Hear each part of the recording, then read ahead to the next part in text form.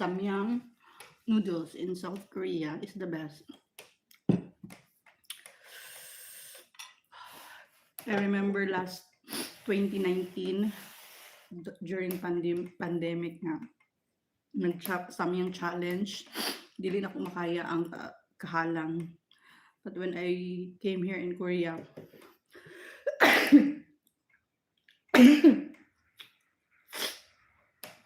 mo ilang pagkaon kuha lang.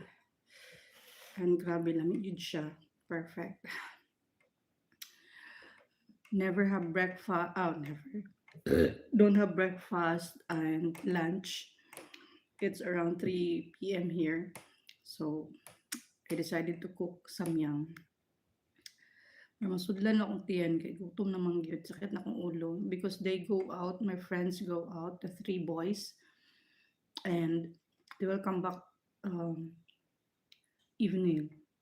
So ako ra dire